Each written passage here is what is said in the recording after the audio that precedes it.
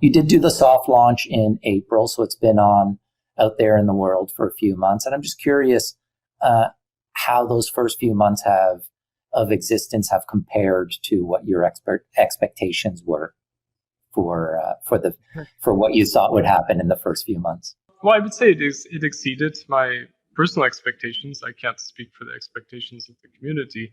I think the timing was pretty good.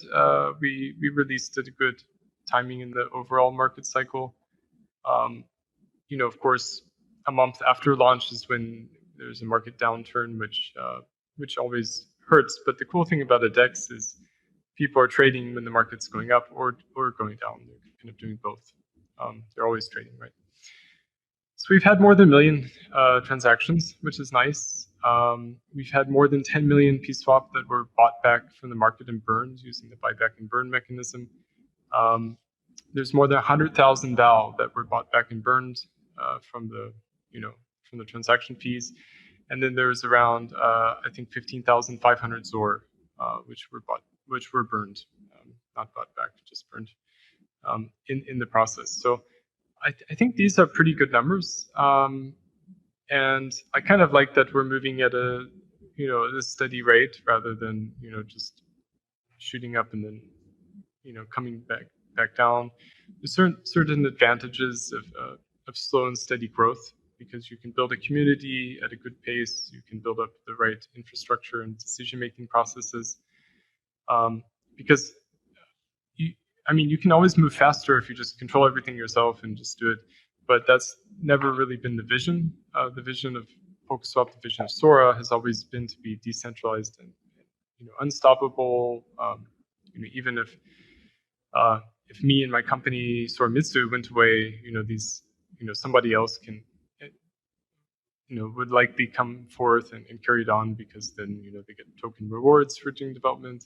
So there's lots of processes that have been built up that we've been able to do because we launched, I think, at a good time, and we're able to kind of quickly build up a community.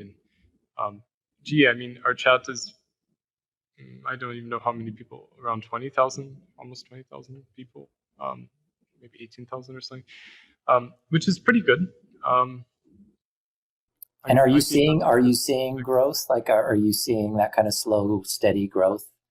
Is that what you're seeing in the numbers?